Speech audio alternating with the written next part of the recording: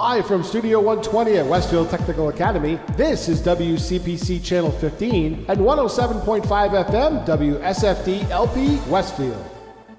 Support for the community programming is provided by the Dunkin' Donut shops of Westfield and the Sardina family. It's nice to know that even as the world changes, Dunkin' Coffee remains the same at 7 convenient locations throughout Westfield.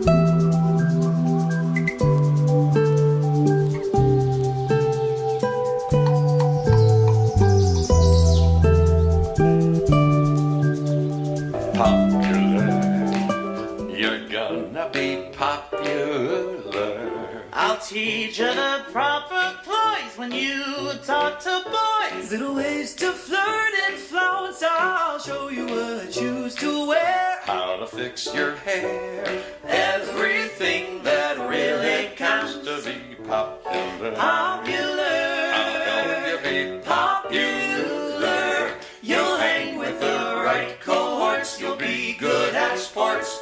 Know the slang you've got to know. So let's start, 'cause you've got an awfully long way to go. Oh my God! You caught me. You caught me looking into my bag. I'm trying to find my mouse. Yeah, where is the mouse? Is that a child's book or something? Where is the mouse? I don't know, Peter. I don't know either. Yeah, yeah. Oh, the moose is loose in the hoose. Yeah, if you give a mouse a cookie or something, I don't know what happens. I think Brady might know that answer. If you give a mouse a cookie. They breed is what they do. Oh, they breed. Okay. Oh, well, and then you have more mice. Oh, my God. If you give a mouse a cookie. Okay. Hey, what was I going to tell you? This is, wow, it's Tuesday. Yeah.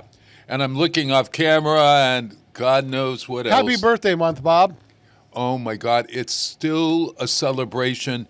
I am now officially in my 81st year. You're an octogenarian.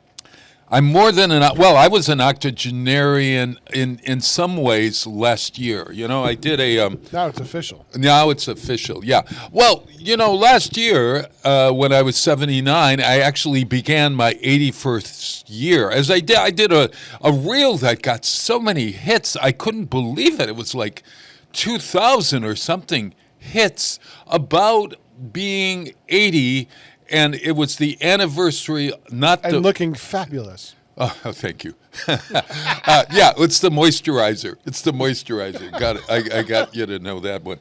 But the idea was that if indeed you are, when you're born, you begin the year of life. So a birthday is really like an anniversary. It's the anniversary of your birth. So it's could it be the 1 year anniversary of your birth? That's right. Isn't that what a birthday is? So yeah, I've never quite understood this one. Yeah. Like, because you don't get credit for a full year of service till you end the year. But yet we give you a credit for year of birth when you begin the year. Yeah, it makes no sense at all. No sense whatsoever. And so consequently, I'm really in my 81st year. Am I in my 81st year? I started my 81st year. Yeah. Yeah, which is, it feels a little bit better to start my 81st year because people don't have to celebrate it. When you say you're 80, they begin to celebrate, you know. It's a fare thee well situation. Uh-huh. I had a really wonderful birthday, and for the most part, I'll say it, there was not a big display of wow, Bob, sort of. It wasn't for lack of trying. No. However, folks, The master planner put a squash on it. I did put a squash on it, but guess what? And there's a story, and we'll have to ask Amy Tosi at the mayor's office because it's a funny story, apparently.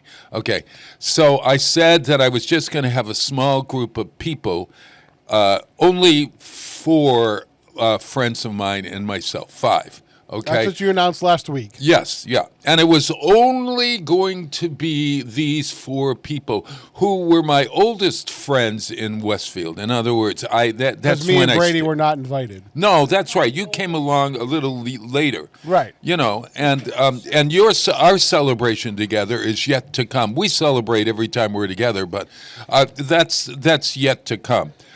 What happened was I was having it at Tribeca because, of course, we're working with John Eaton at Tribeca. Yep. We have a wonderful exhibit on the walls, and we will continue to have the Faces of Westfield is going to be on those walls, hopefully forever, and it will be changing up, et cetera, et cetera. So at any rate, and since it's our closest neighbor in terms of restaurants, and one that I'm working with very closely to try to reinvigorate our downtown, sure. I said I'm going to go over and we're going to have tapas or whatever, and so at any rate. We then I walk in, okay? Mm-hmm. I walk into the place, and there are my 4, and they say applaud, and then I look over at the bar, and there's Matthew Jones from our biggest fan, who's so nice. Oh God, my good friend Matthew, who listens to us nobly here every week, and comments and helps me to sort of. He tells me what for when I'm off and when I'm on. Okay. So Matthew is at the bar, and so I go over to Matthew. I give him a hug. I thank him, and he wanted to check out. I think I found out earlier. He wanted to check out if it was for real that I was only going to have a small group of people. Okay, all right. Then I go. Then all of a sudden, from the rear of the place, okay, there arose such a clutter. Huh? There arose such a clutter. Oh, yes. Oh, my God. There's Amy Tosi and Janka Tosi, my dearest friends, okay? There is Becky Blackburn and her lovely partner, Steve, okay? There is from the Athenaeum. She's grown up in my Dickens family. She and her kids have been there forever, okay?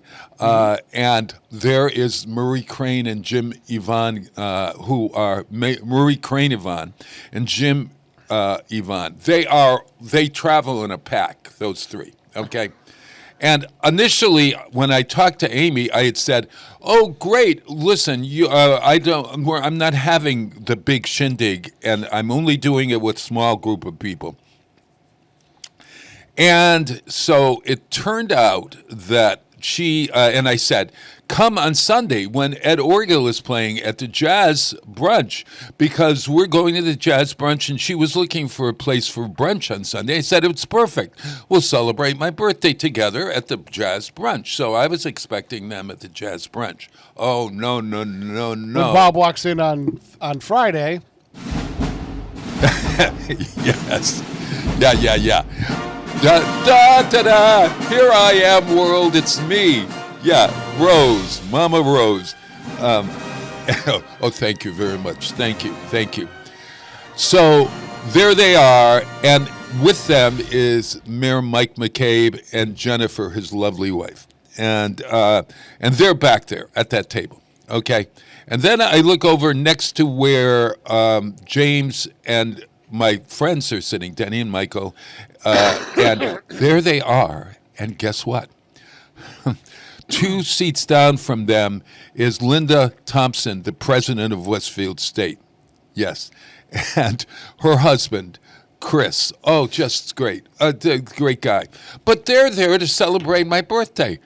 And I thought, what? I don't get this. I believe you were set up. No, because James had nothing to do with this. Nothing to do with this. It was all on the mayor's part, apparently. I don't know. There's a story here. James got a call the night before from the mayor asking for information about my life. Oh, God. All right. So, at any rate, he ended up reading a proclamation. Outstanding, Bob. Yeah, That's great. so November 25th, 1945. No, November 20th. What is the year? 2025 will always in perpetuity be Bob Plass Day. Just that one day. So when they look at history, they do that a lot and whatever. And it's so nice. It was such a nice gesture, et cetera, et cetera. But I thought, all of those people that I said no, and please, I don't wish you to come to because this is the way I'd like to do it. I want to have a small thing so that I'm not jumping up, down, and over and out, and I can talk to people. So at any rate, I'm jumping up and down, okay? I look over at the bar, and there is the nurse. Bob, you were existing in your natural state. I was. Oh, yeah, I guess a little. I look over at the bar, incidentally, right? And there is my nurse who took care of me. Oh, God, when I went into the hospital overnight because I double-dosed my medication. That one could have been a coincidence. That was a coincidence. Then I look over on the other side, and there's Roger Butler and his lovely wife from Butler Insurance, and that was a coincidence. So it sort of looked like there were all these people there for my birthday, all right? And there was Karen Kopesky, an insurance broker in town that I know, who I didn't get to thank because she was applauding and all that. So they read it out. I had the thing. I picked up. And I also got a wonderful present. Look at this. Wait a minute. I got to come over here. Wow, period. This is my T-shirt. That sums it up, yeah. Isn't that cool? Yeah. Wow. Wait a minute. Can you see it? Wow, period. I love this T-shirt. In fact, I think we're going to sell these T-shirts or something because isn't that great? It just says something without it could be any old thing, but it's wow. So at any rate, so that's my story, and I'm sticking to it. What do you think? Lord. Yeah. What did you do to celebrate my birthday, Peter? Well, we had birthday here, but No. You mean you didn't light a candle someplace else, like in a church? no, Bob. I went to somewhere semi-theatrical for you. Oh, you did something semi-theatrical. What did you see? Well, we went to a place, You went to where? a restaurant in Connecticut, Right, with my mom and Christy and her dad. right. Lovely. That was all decked out for Christmas. It was like Bob Plass Christmas. Oh, my God, I love it. It's called the Greenhouse Tavern and something. Uh-huh. What city? It's the other side of Winston on 202. Oh, It was just out there in the northwest Connecticut hills, sure. and it was just seriously decked out for Christmas. And it was like, this reminds me of Bob Plass, like coming doing the Christmas Carol and how he's decked out. Oh, my God, yes. Yeah. Well, I'm going to be decked out. Everybody, if you're not, you just need to know that this is our Thanksgiving show, and the Saturday after Thanksgiving. It's a long day in a beautifully You're going to be the wonderful smart one, birthday. though, because you're going to be warm. Well, I'm going to be warm. I'll be in a costume, but I trying to decide whether I will be a toy maker because we have toys from, well, you'll hear about those in a bit. And we also have the Grinch coming, and oh my God, all kinds of surprises.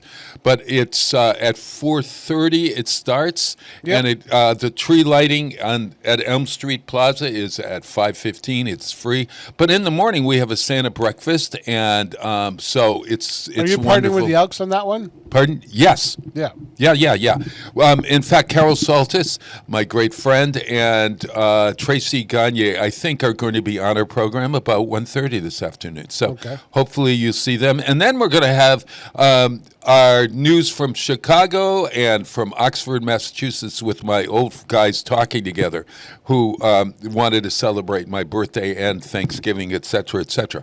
So listen, let's take a break. Thank you for being my friends, everybody. Thank you for making my life so validated, I suppose, so filled with love and support, regardless of whether I'm crazy or not, and or crazed or not. Not the word crazy should be eliminated from all of our vocabulary, I suppose. But this old guy here, this 81-year-old plus, 80-year-old plus guy. Most people say 80 and counting. 80 and counting. Thanks you all. And so this is Andrew Gould. I wonder if you know what you're going to hear this. He's the one that wrote it. From. Huh? I know exactly what this is from. Yes. What is it? The Golden Girls. I'm golden. All right. So this is Andrew Gould. It's long, so Peter's coming in a little bit in the middle. Enjoy it, and we'll talk to you soon. Thank you for being a friend. Travel down a road and back again. Your heart is true. You're a pal and a confidant. I'm not ashamed to say, I hope it always will stay this way.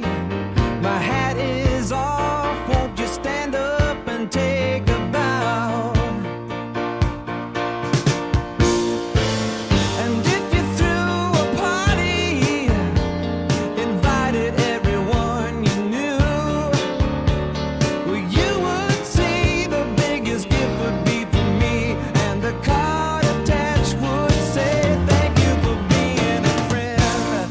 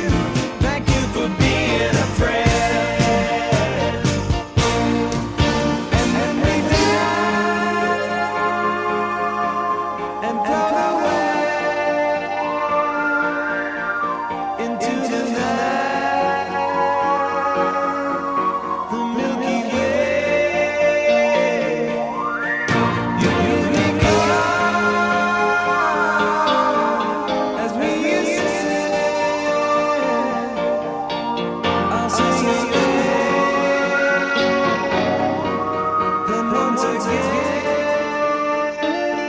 Thank you for being a...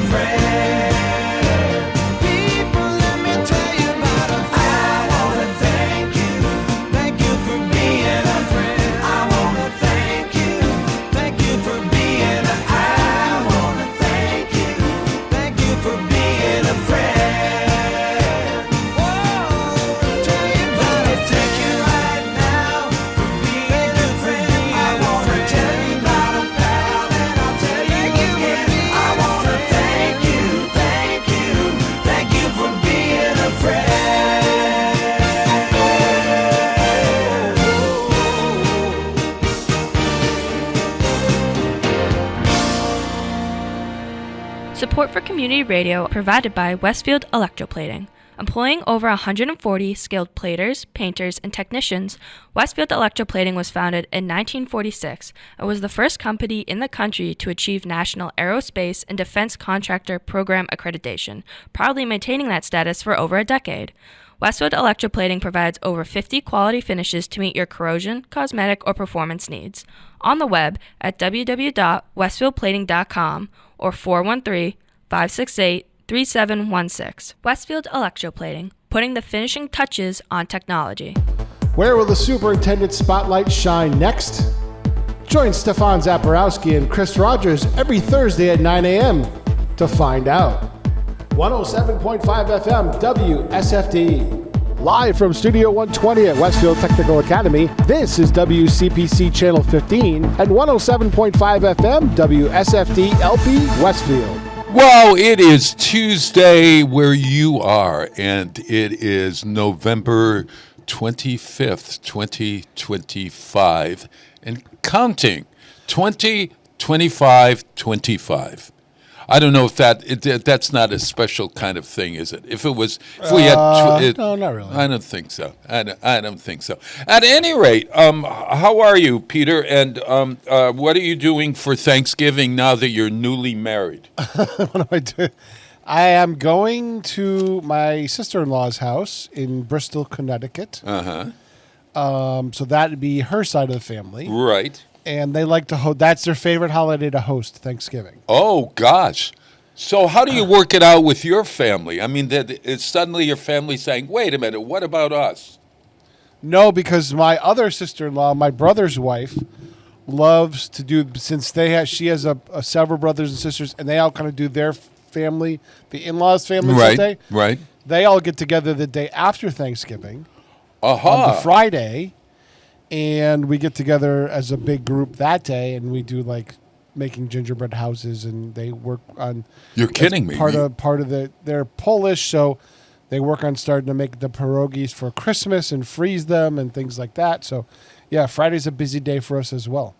Wow, I love that sort of project-centric Thanksgiving and Christmas and beyond. You know what I'm saying? Mm-hmm.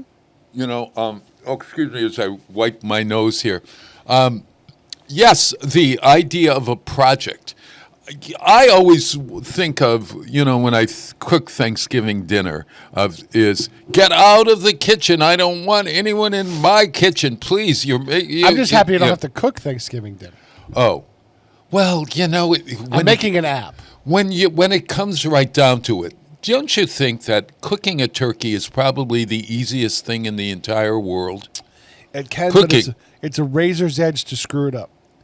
It's a razor's edge to screw it up. What do you mean? Well, I mean, there's so many ways you can do it now. So how have you screwed up a turkey dinner? Well, could you have I'm always thinking, over-fried? I'm always thinking Christmas Vacation. Oh, my God, that turkey looks beautiful. And he puts a knife into it, and it explodes, and it's just all like brittle, Oh my peanut God. brittle. Yes. Oh, peanut. Oh, yes. You ever seen that scene? No. Watch National Lampoon's Christmas Vacation with Chevy Right. Chase. Right. And there's a scene where they're all sitting out to dinner. The bird looks perfect, right? Sure. And the bird looks perfect, and then he goes to cut into it, and it just explodes in this puff of smoke. And it's just, there's nothing to it but like bones and gristle. Oh my gosh. Sure. And that is the reaction from the crowd. Oh my God. Uh-huh. Okay. Yeah, I've smoked a turkey. I've roasted a turkey. I haven't fried one. Although people say it's really good, you just need to have it outside. Uh-huh. And you got to make sure it's really thawed out and dry because water and oil bubble. That's why the fire starts. Some idiots try to throw a frozen turkey in there. Does it feel like a fried chicken They say dinner? it's really good, and it stays very moist.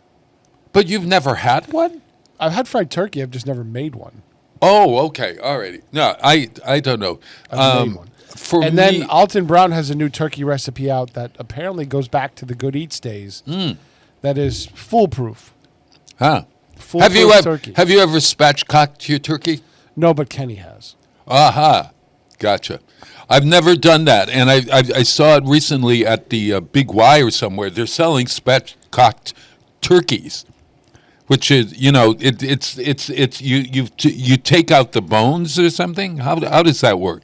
I don't know. You take out the bones. There's no bones, and they're just you split the backbone and you lay it flat. Yeah, and I don't think there are any bones. Oh, there have to be. You bones. lay it flat. Yeah, there are bones in the but turkey. you break it so that you can lay the bird so both breasts are sticking straight up instead of being on the sides, and it's laid flat on a sheet pan. Got it. Yeah.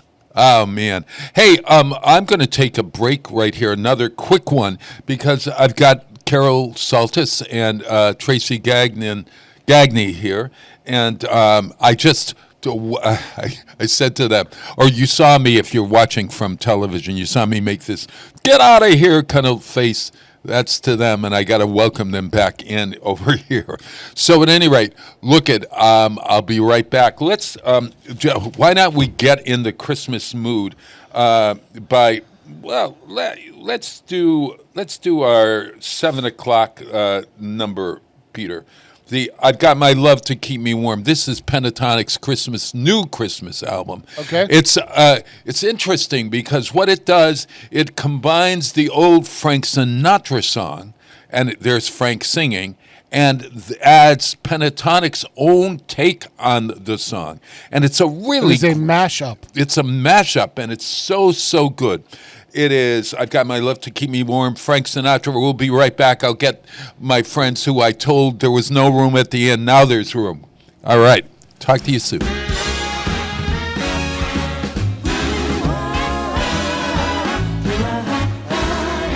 Snow is snowing, wind is blowing.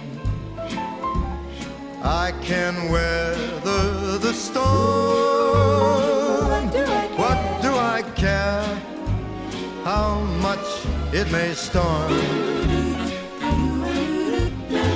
Got my love to keep me warm. Got my love to keep me warm. I can't remember the worst December. Just watch those icicles fall. What do I care? Icicles form. Got my love to keep me warm. Off with my overcoat, off with my love.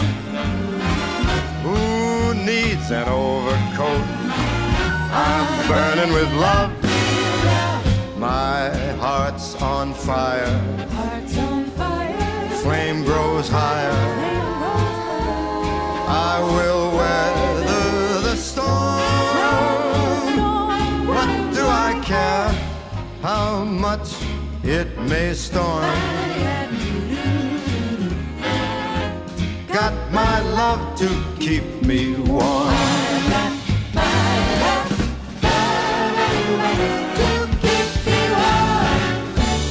Heart's on fire. The fire gets higher. I will weather the storm. What do I care how much it may storm? I got my love to keep me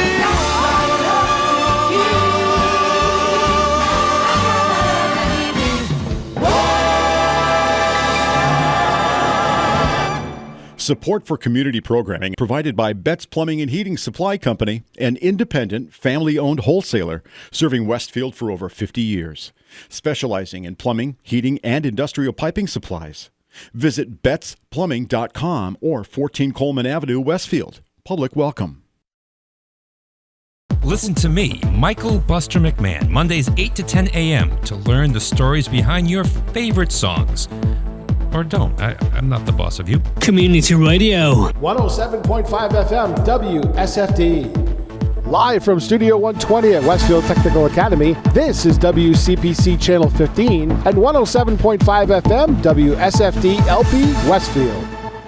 Well, how are you, everyone? Wow, it's Tuesday. It is November 25th and counting. It's Thanksgiving week, and I'm surrounded by, I'm the turkey, and these are my side dishes. Oh, what, can I say that? I don't know. Is that? I think you just did. I did. Well, do you mind being a side dish? If you were a side dish, Carol Saltis, what would you be? Ooh, let's see. I'm going to be butternut squash. How's that? Yeah, butternut squash. Yeah, Tracy Gagne. I'm going to be sweet potato pie. Sweet potato pie. Sweet, a little louder there. Sweet potato pie. Sweet potato pie. Okay. Now, sweet potato pie and butternut squash are here to talk about a fabulous event in Westfield, and also to talk about the need for it, et cetera, et cetera. First, let's identify who you are, where you work, and tell us how anybody can get in touch with you. Carol, we'll start with you. I'm Carol Saltis with LPT Realty, and I'm a realtor and an appraiser, and I can be reached by phone 413. No. Well, you can. Peter, can somebody give that? That's fine. I don't need to. You said, how can you be reached? I see. Yeah. So, no. Do you have a website? You can do the website. It's carolsaltis.com. Carol Salt. See, that's better than, because you want everybody in the world to be calling you. I mean, maybe you do. I think we might. Well, now, what's your Social Security number, Carol? Could you give us that, please? Hey. But, you know, our dear friend, I'm going to quote our dear friend Kelly. She said, she used to say, if you're not smart enough to find my phone number, you can't date me, because my phone number is on every street corner. Oh, my God, that's right. You know, as a realtor, as a realtor, realtor, you guys have your phone numbers out there, and do you put your real number? We do. It's a real number. I know, but I mean, like, I thought it goes to some office in Calabash, Ohio, or something. We do have numbers that will take calls for us. Right. We just You're like trusting. to talk to people. All right. Okay. All right. Tracy Gagne. Yes. What do you do, Miss? Were you the sweet potato? Sweet potato pie. Oh, yes. Pie on top of everything else. Good. Okay. So you are a realtor as well? I am. We help make dreams come true. Uh-huh. And you said, are you working for LPT? We are, yeah. Now, what does LPT stand for? What does it stand for? LPT. Licensed Practical Technician. Listing Power Tools is what it stands for. Listing Power Tools. Yes. And what that means is that our our family company is they actually own a production company. So they have the ability to create all these beautiful marketing pieces. Right. And we get to utilize that not only in our listing presentations, but to help our sellers sell their homes. The presentation, the marketing material is just fantastic. So that's where the name came from. Listing power tools. Yes. Well, that's powerful, isn't it? Really? Honest to God. Well, but that's not why you're here. Although if you want a nice home, how's the realty market in the area right now? Yeah, on a scale of 1 to 10. Are you buying or are you selling, Bob? If I'm selling, we'll start there. Inventory short, so. So out of 1 to 10, 10 is the best. Where are we putting it? Oh, if I'm 9 If or you're a 10. seller, yeah, you're If a 10. seller. No, I'm a 10. Okay. Absolutely. My Yeah. wife's house sold in 36 hours. Wow. All right. If you're a buyer, If you're a buyer right now, 1 to 10, 1 to 10, I would say it's about a 7. a 7. Competition's still tough, so you're still, getting. I just got the message on the way here that one of our buyers didn't get their offer accepted. We're really, really close. We came in second, but they didn't have the contingency that we had, so the other offer won, which is something that we have to deal with. We have to help educate our buyers on how to proceed forward from that. Well, you guys know how to do it because I get all of these. I get postcards. I get texts. I get recipes. I get you name it. And they also are community driven. Both of these people are community driven folks. And when I say community driven, why? Why is that important? So, honestly, Tracy and I really joined together to do this because we both work hard. We take care of our clients in our business, and then, we're grateful for our success. So 4 years ago, we said, we really want to start giving back, and we started doing. It started as a coat drive. It morphed into a coat and toy drive. It also started as hot chocolate with Santa, and now we're doing full breakfast, and now we have.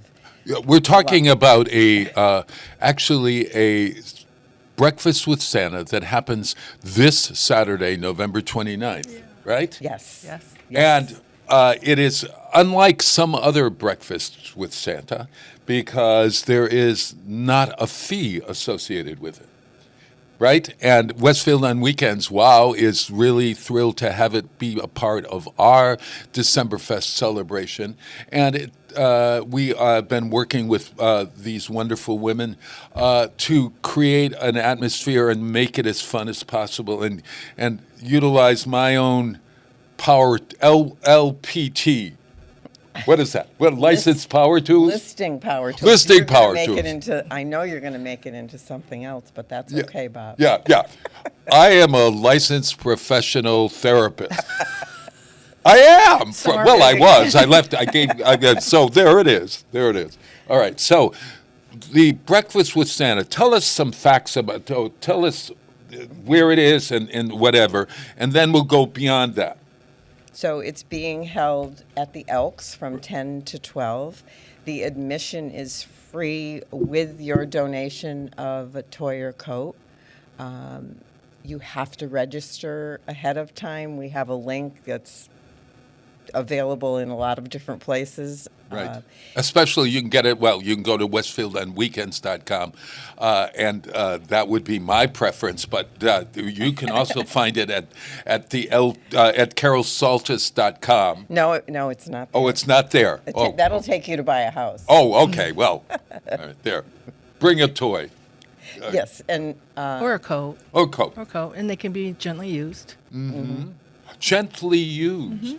Yeah. It doesn't have to be brand new. We're really just trying to give as much back as we possibly can by opening up that doors. It just really just helps us provide as much opportunity for everybody that actually is in need this year. So what are they going to do? I mean, like, you could have 400 people for breakfast. Right? And it's at the Elks. The Elks is, you'll know it because you go down Washington Street until Franklin, and right on the corner there is this giant toy box in a way. Well, it's a pod. It's a wrapped pod, if you'll pardon the expression. Yes. Yeah. Can't miss it. You definitely can't miss it. You can't miss it. It's to the left there, and in front of the We would like to wonderful fill elves. it to the brim. Yes. Okay. All righty. So, you bring a toy on that day? Is that what you do? So for each person that's coming to the breakfast, we're asking for a minimum of one toy or one coat. For each person that comes? So if I brought a child, that would be 2 toys? Correct. And you do need to register ahead of time so that we have you there. But if people do show up and they forget, we will be asking for a donation of $10 for an adult and $5 for children. I see. But we don't want to charge for this at all.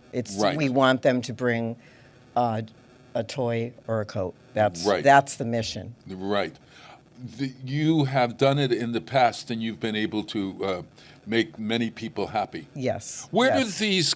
these toys and coats go? It Takes a Village Toyland. is one of them, and they are out of the hill towns.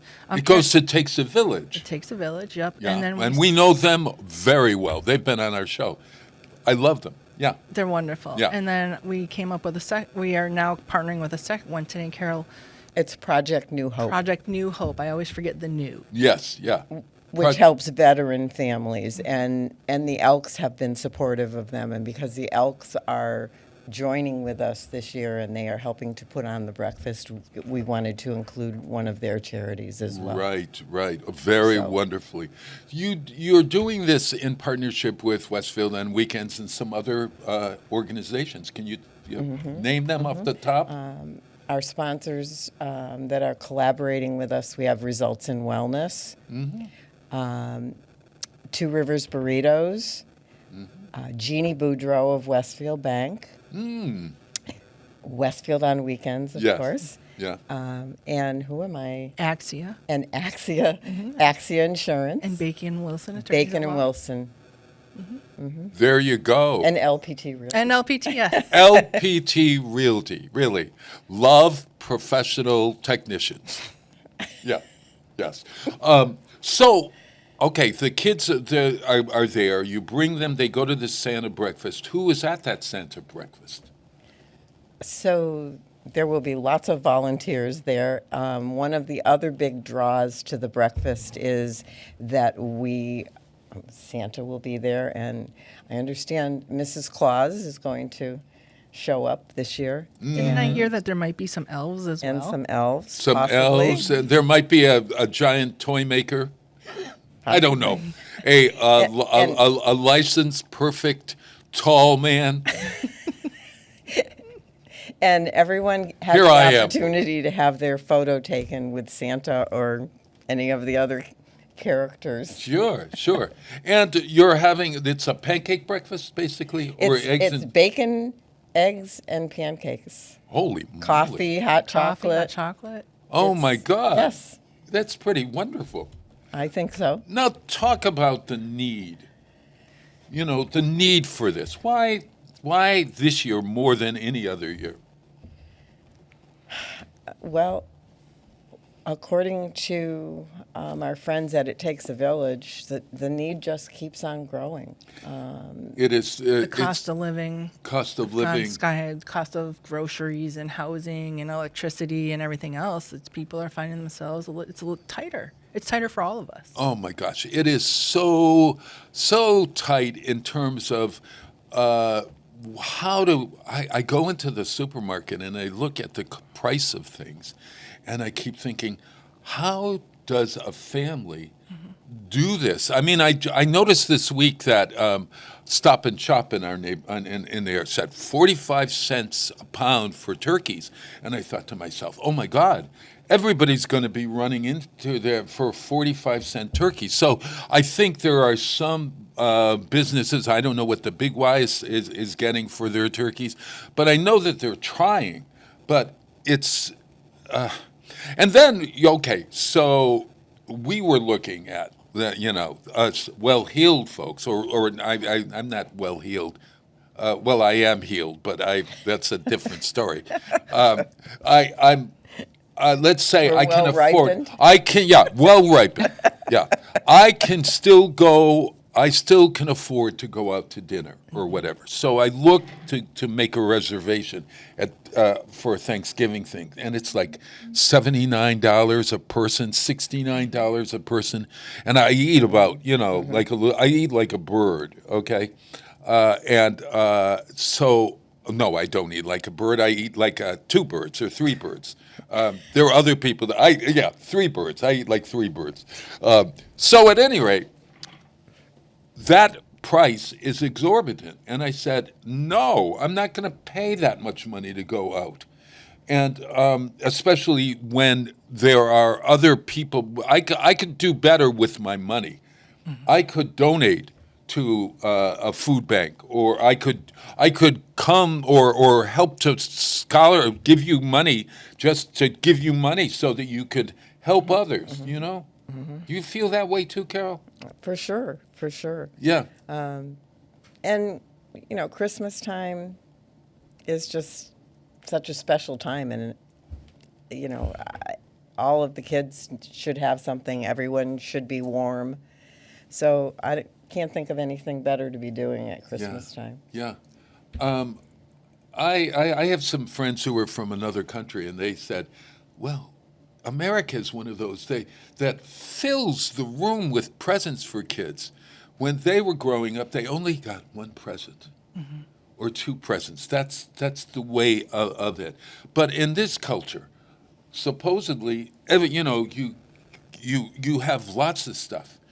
And I love the idea of combining a toy and a coat. One is practical and very practical.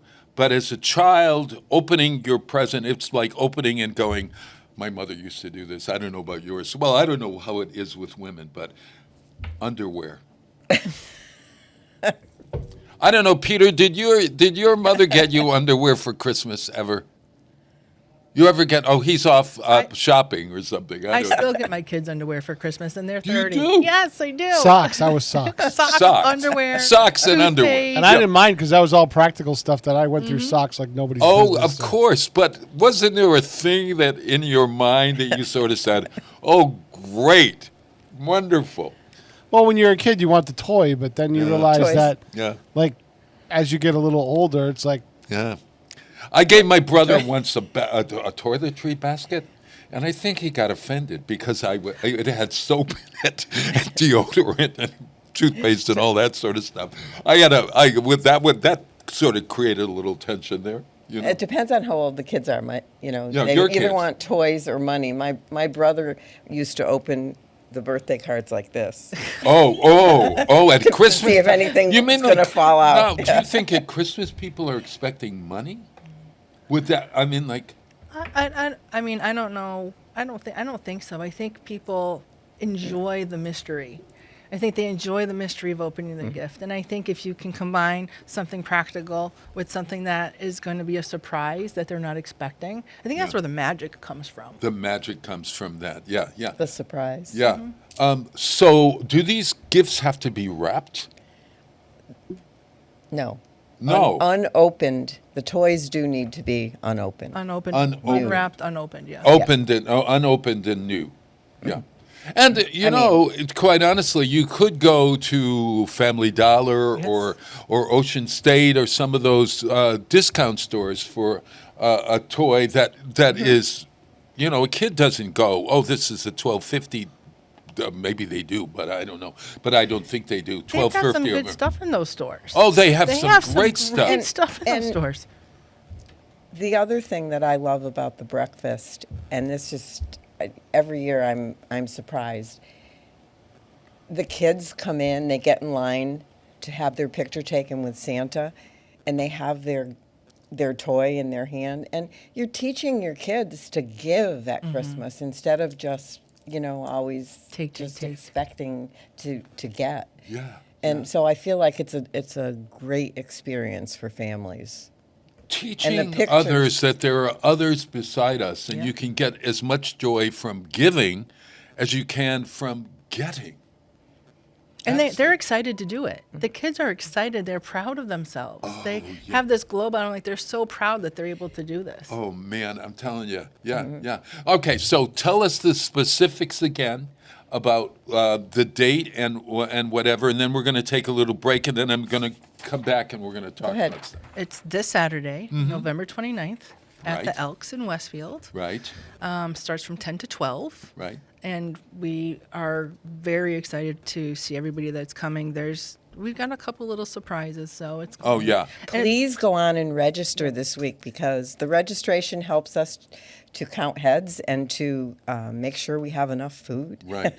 Would you turn anyone away, or how would that work? I mean, that's a terrible thing. Like at Christmas time, if you're turned away, you're like Mary Joseph and the Christ Child, I suppose.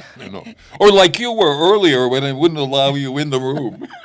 As I said before, if people come and they have forgotten to bring their donation, they will have the ability to make a donation, a monetary donation.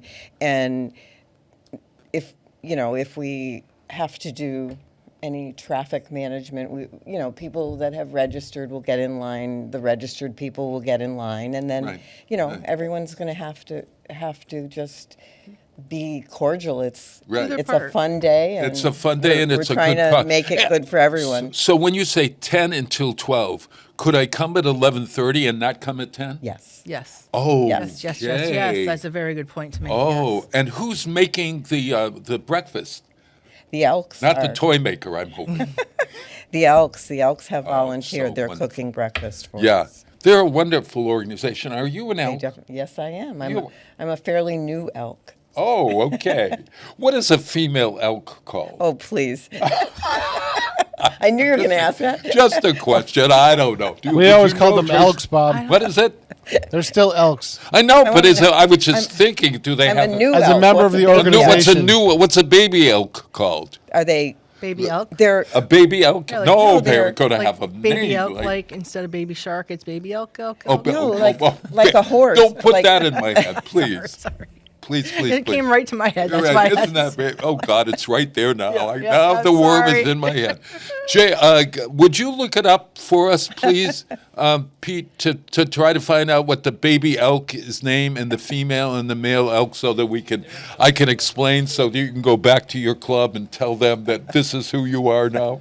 Okay, I'll look it up. All right. Okay, but meanwhile, I think we're going to play. Oh, you know what? Let's do. Speaking of Elf. Okay, this is from Pentatonic's new album, which is called Christmas in the City.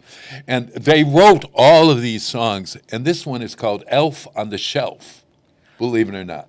And this is a great song, actually. Listen to Pentatonic's Elf on a Shelf.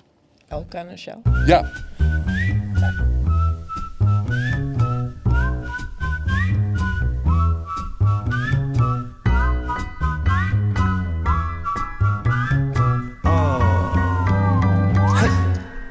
Woke up this morning, what could it be? That little red hat was nowhere to be seen. Where did he go? No way to know. I guess we're playing hide and seek. Oh no. He's sneaky, he's sly, he tiptoes through the night. He's quick, oh my, a roller coaster ride. He's up, he's down, he's left, he's right. How we gonna catch this guy?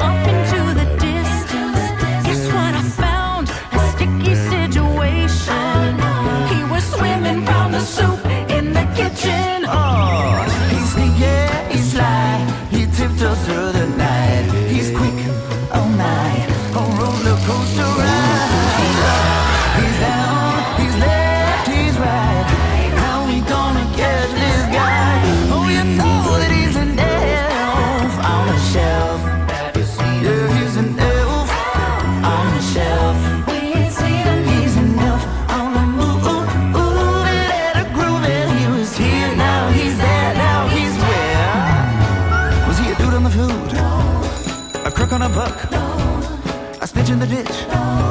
Then where should we look? Was he a bug on the rug, a pool in the pool, a goose on the loose, a punk on the trunk, a cloud on the ground, a rat on the hat? Where is he at? The toy maker extraordinaire is there up on the stairs.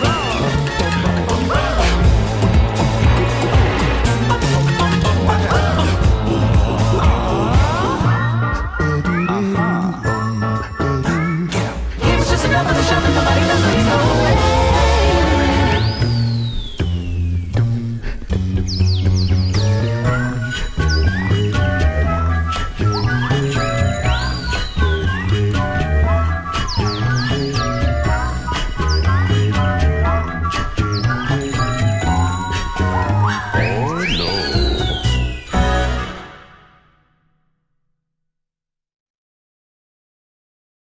Underwriting is brought to you by Boise Cascade Distribution, providing products and services needed for building material dealers, home improvement centers, and industrial customers.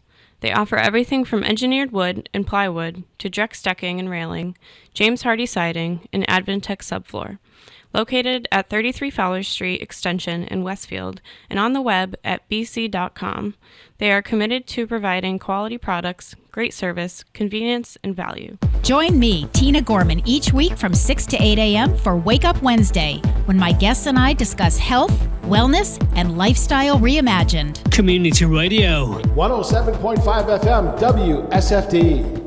Live from Studio 120 at Westfield Technical Academy, this is WCPC Channel 15 and 107.5 FM WSFD-LP Westfield. Hey everyone, it's Bob Plass. This is the Westfield and Weekend Show. Go to westfieldandweekends.com for all the wonderful happenings during Decemberfest in Westfield. That's westfieldandweekends.com. You can see us on Facebook. We are down at 105 Elm Street. This Saturday, our wonderful Winter Wonderland exhibit opens downtown. And Carol, you've seen the transformation happening down there. What do you think? It's going to look beautiful. It's going to be really, really nice. Oh my God! It's a winter wonderland of art that could make great Christmas gifts. Honest, from all over, regional artists have depicted New England winter based on the song Winter Wonderland and Sleigh Ride. Just hear those sleigh bells do. You know that. We're going to hear that forever. At any rate, the beautiful Westfield and Weekends Gallery will open this Saturday. In the morning is, as we've been talking about, the Breakfast for Santa. And dare I say, it's a free breakfast with a toy and a coat. And you have a lot of drop-off places, and we're including Westfield and Weekends. You could drop off a toy or a coat to Westfield and Weekends. But so if I drop off a coat or a toy, how do I use that to get into the breakfast on Saturday? So very simple.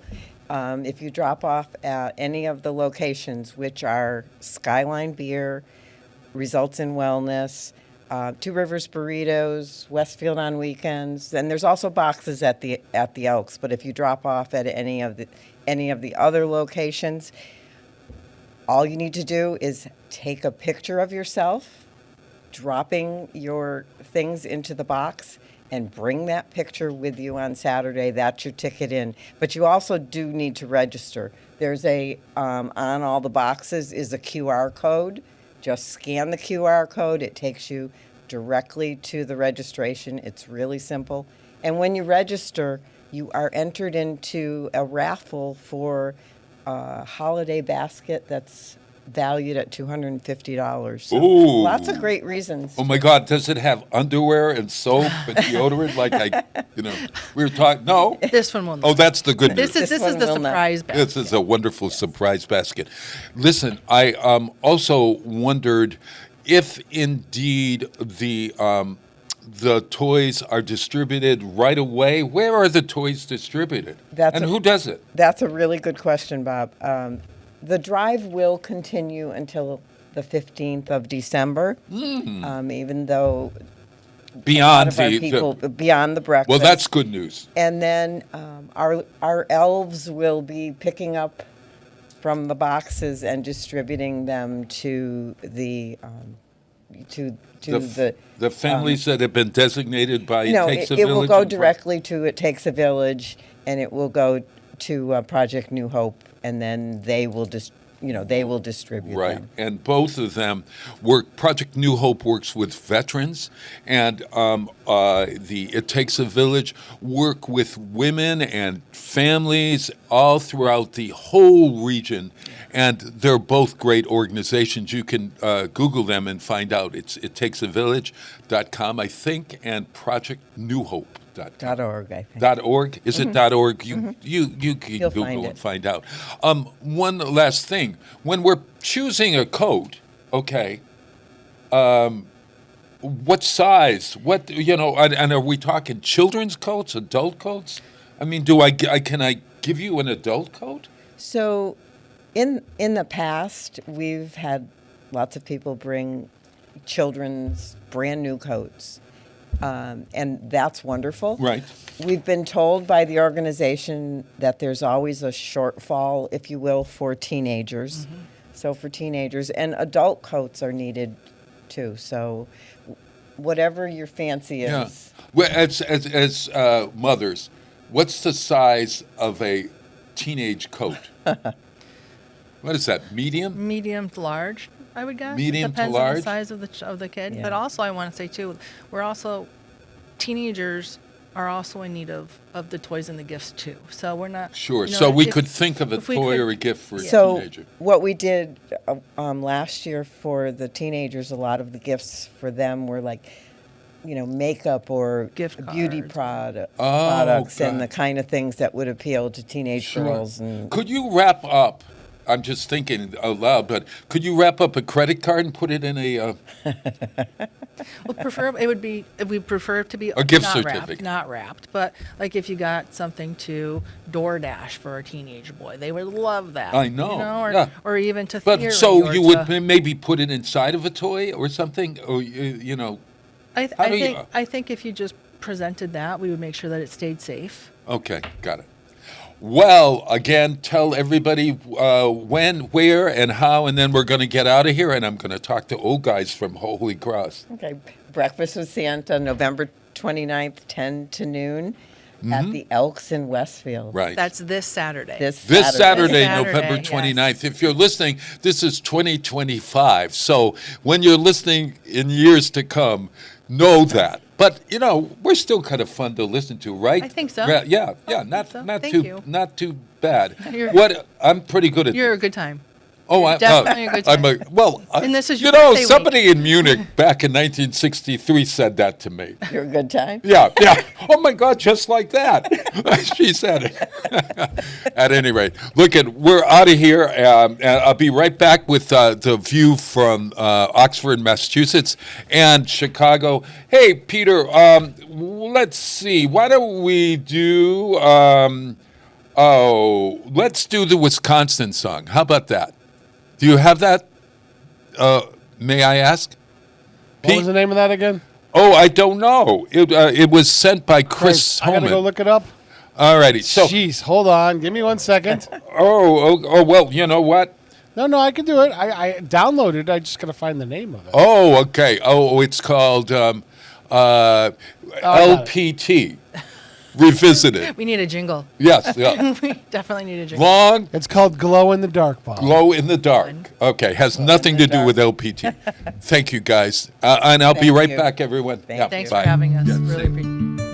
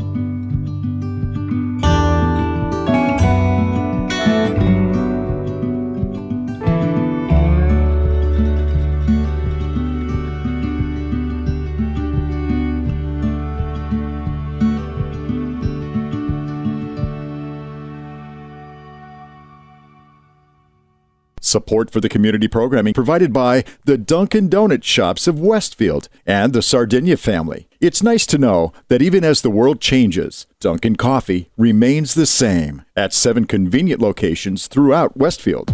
Want to know what's trending at Westfield Technical Academy? Join host Kevin Daly and Carol Groom to find out all things Tiger. Tiger Talk, Thursdays at 8 a.m. 107.5 FM, WSFD. Live from Studio 120 at Westfield Technical Academy, this is WCPC Channel 15 and 107.5 FM, WSFD-LP, Westfield. Wow, it is Tuesday. I got to look over here now. Look at, holy mother, it's the view from the 80 years old with my two friends, one from Massachusetts, one from Chicago. This is the Holy Cross reunion show, which we have every month because these guys are so well connected, right? Show us your bald head, folks. Look at, there they are. Yeah, bowing. Yeah. Yeah. Hey, everyone, this is, wow, it's Tuesday. You know, if you're in Agawam, Southwick, Westfield, and Wisconsin, Chicago, beyond, Oxford, Massachusetts, etc., this is the show for you. I got Brady LePage is our producer right there, and Peter has gone off for a bit, and Jim Nagel is in Chicago. Jim, how are things there? Things are somewhat better. Ice has left. Oh my God! Okay, yes, he goes right into it. Right into it. Well, they're still around, but the big contingent has left. They left after the first snowfall. Oh, isn't that great that it corresponds with the weather? It must be something. Scared them right into North Carolina. Yeah. Wild. Well, I just wanted to make sure that was a mic check. Actually, I just wanted to see whether I could hear you, not to get into the grist of things until I introduce your patriot here, your compatriot. Is that a word, compatriot? Yes, it is. That's correct. And that means with what? Whatever. You are. Are you a compatriot? What is that, Jay? No. Sure. I have no idea. You have no idea what a compatriot is? You've never heard of that?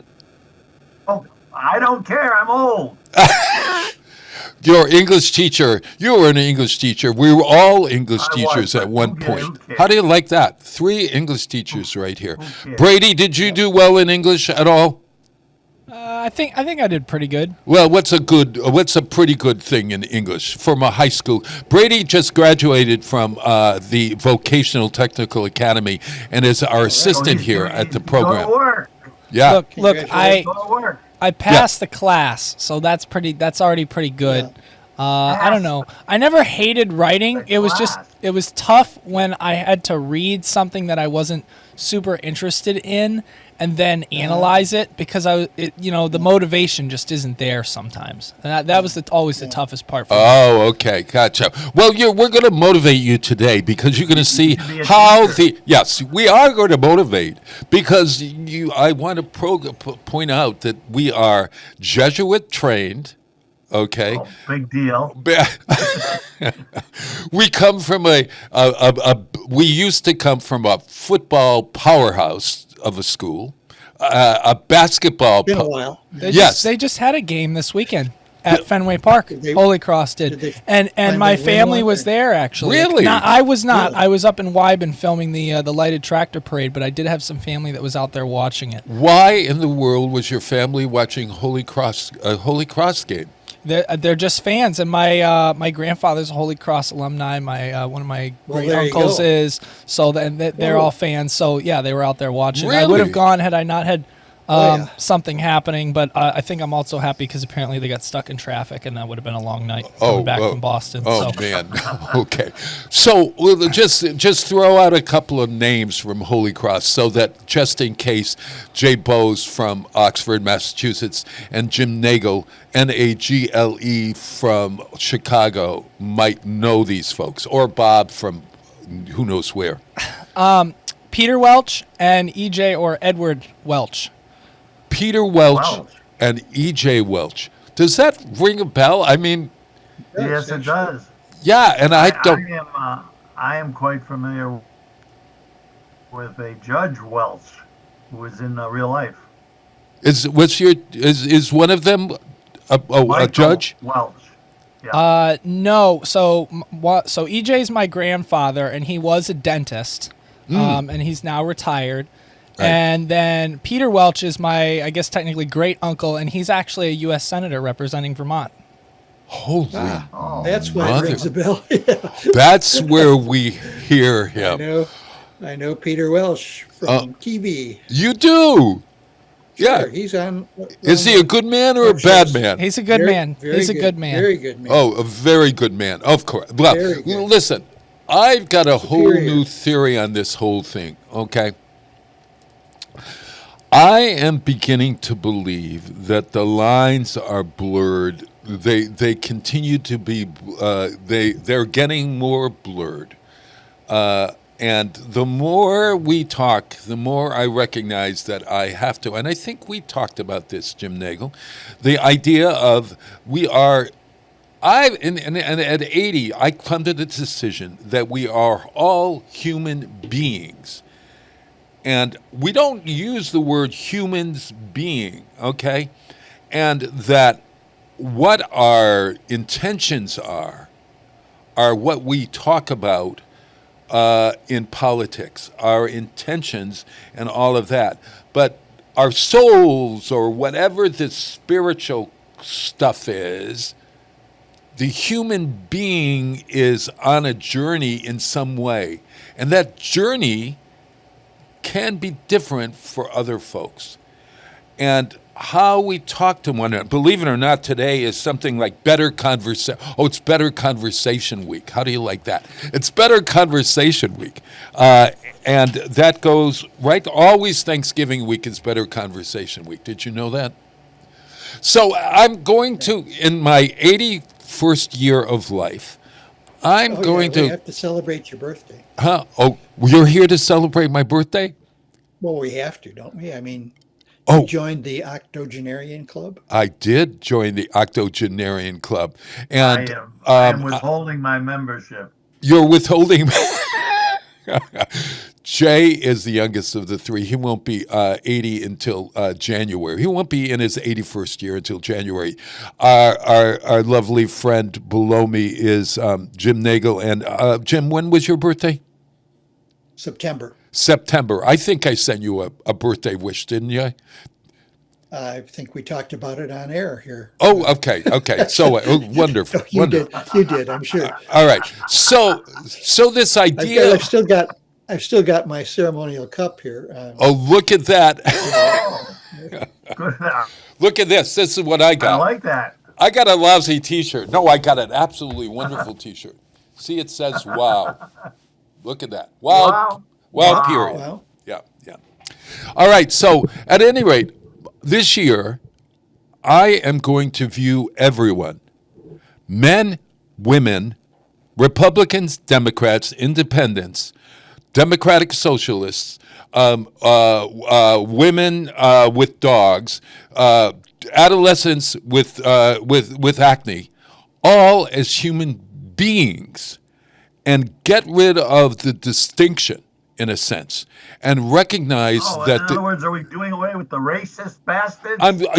Yes, I'm doing away with all of that. And I'm going to then, that will fuel hopefully my goodness or whatever. That's where I'm at this week. But that doesn't mean that I don't have anger and frustration. That's part of the journey as well. And anger, frustration, and sometimes disillusionment, and a lack of hope sometimes, and fear, and all of those things, and also the idea that, well, life and death, I need to embrace all of it. I need to embrace whatever this is that I'm part of. And the part that is the hard part is the conversation, the relationship, et cetera, et cetera. Now I've gone on too long. I need you to respond to that. Who would like to start first? Jay. Okay, Thank Jay. you, James. I really appreciate it. No, I am much more, much less charitable than you. I am getting to the point. Otherwise, when I am fed up with some of the BS that we have to put up with, Yeah. and being diplomatic is not working for me anymore. Oh, okay. I got it. So I then would have to accept your lack of diplomacy. If I'm following my... I'm very happy, Robert.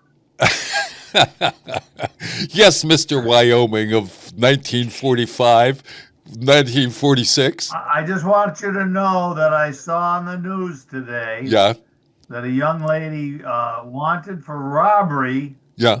had on a T-shirt or a sweatshirt with just the horseman on it, not the state's name. Oh. So I thought that was pretty good. Oh, I get, yeah. And For as a sharing lawyer, your wealth. a defendant of those kinds of folks, you deserve to wear that T-shirt. Excuse me?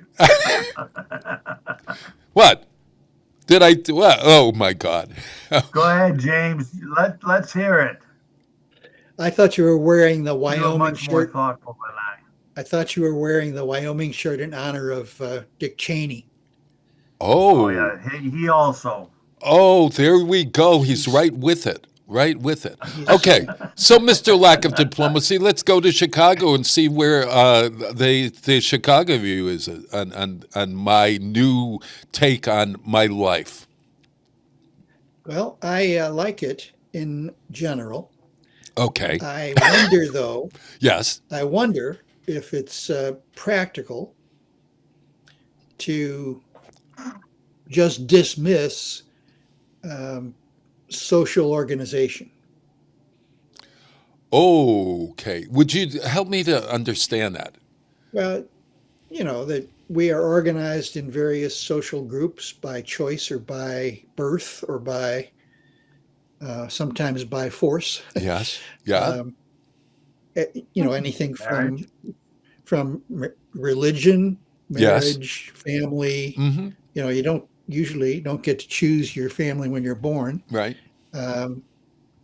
Occasionally, there are choices you can make to leave or extend or develop family relations.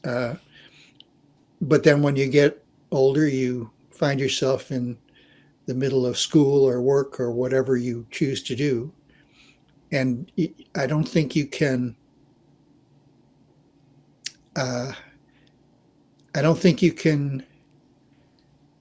safely dismiss the notion that people are different. Although they're all human beings, Mm-hmm. yes, I agree. Right. And I very much do like that principle that we are all human beings, but we're different in so many other ways that it often makes it difficult to get along. Yes. Yes. I get that. You know, this came from a conversation I had with a great friend, Tim Matthews. And we were talking, and I was saying, you know, I always have to sort of think of that a woman thinks differently than myself, that I have a male point of view or whatever. And he said to me, Bob, why not think of it as human being? And the idea that this thing that what we call life, we all have that, and then we all have different takes on what that life is. That the chromosomes and the molecules and the atoms have come together to make this, but basically that first spark that set me on a journey wherever it is the same spark that everyone has got if they're in this life that I call life. Yeah. What do you think? I agree with that. I just would put more emphasis, I think, on the fact that we are all socialized. Yes. Yeah. in certain ways. Yeah. So you're trying to deprogram yourself from a whole lifetime of cues and This is so good. behavioral decisions or Right. reactions. Yes. I'm not a behaviorist, but Yeah. but I know for a fact that I've been trained up to believe in things. I've made many of my own decisions, but certainly not all. Right. And that some of my decisions are so contrary to what other people not far away from me believe that my suddenly coming on to them as if, okay, you are human beings, we are all human beings, they would not respond well to that. I mean, it from a communications point of view, it would make your interpersonal relations very difficult. Yes, in a way. However, it then would be on them to say, well, I'm not going to talk to you because Yes. or whatever that. But my own anger, my own angst, my own, what is this darn thing all about? What's it all about, Alfie? Okay, oh God, you love this. You love this. My friend Billy Hughes, who I've been working with, and Billy actually sent me a quote on my birthday from T.S. Eliot. And this is something that I thought was, oh my God, let's hope I can find it here. Here it is. Okay. T.S. Eliot said, "We shall not cease from exploration. And the end of our exploring will be to arrive where we started and know the place for the first time." For the first time. Yeah. What we call the beginning is often the end. And to make an end is to make a beginning. The end is where we start from. And I sort of, I just love that because I'm ending my life and beginning my journey toward that end. And I'm trying to shape who I am in regard to that, in regard to this muck of a world that we have out here, and how to find the joy, find the bliss, and embrace both the anger, the disillusionment, and the frustration. I don't know how to do that yet, but I do know that I will not, I cannot tolerate evil or negative, and I need to actualize my life that way. Do you know what I mean? I might be talking. Yes, no. I hear you. Do you remember one of the first books that Holy Cross made us all read before we even arrived on campus? It was The Lonely Crowd. The Lonely Crowd. Yeah. Who wrote that? I can't even remember. David Reisman. Reisman. Yeah. The Lonely Crowd by David Reisman. I wonder if it's still appropriate. And what did I learn in that book? Did you learn anything in that book, Jay? Do you remember it? I was about to. Yeah. Wait a minute. Jay, did you remember that book? Yeah. Yeah. I remember the name of the book. The name of the book. What it said, I have no idea. Well, guess who knows? I know. Well, he knows everything. That's the God. It's so wonderful. No, I love it because you are so well read and informed and clear. Well, me? Yes. I haven't read it since we read it in 1963. Well, then it's your memory is good. Tell us what you remember. Just the difference between being inner directed and other directed. What I hear you saying is you want to be autonomous. You want to do your own inner directed life. Yes. You better hurry up. And not be controlled by outside forces that put you in a box. I mean, it's the same as The Happy Robot by C. Wright Mills, Yeah. or The Pretender by Jackson Brown. I don't. Oh, these are Oh, songs. the song. Well, no. C. Wright Mills was a philosopher, sociologist, but got it. he wrote some famous books back in the 50s. Yeah. But The Pretender by Jackson Brown. You know that song. I do. Out into the cool of the evening strolls the pretender. He knows all life begins and ends there. I'm going to be a happy idiot and struggle for the legal tender. I mean, that is the way some people live, and they are. Of course, he's doing a critique of that in the first person. Right. But I think he is the only person I know who succeeded. Legal tender be damned. He has all of it now, I think. The legal tender has Robert. Yeah. Yes, sir. What do you think? Have you found a female child yet that will allow you to call her Miss Piggy? Or would you simply punch the speaker in the face? Good question. Good question. Somebody once, it's the reaction that I've had sometimes when somebody calls me a name on the street, okay? The other F name, let's put it that way, or whatever. What to do with that? That sort of, what do you do with it? How do you do? What do you do? Yes.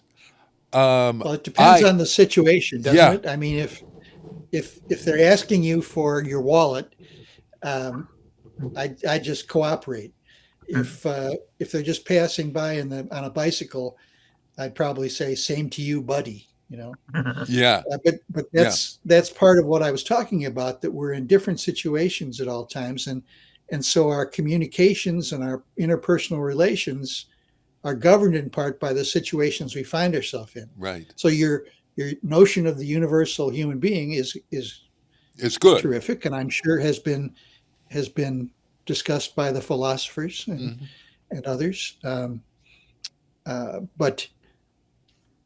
But I'm still more situation based, I guess. Okay, so let's take that situation because it's been in the news lately. Okay. And somebody said, I know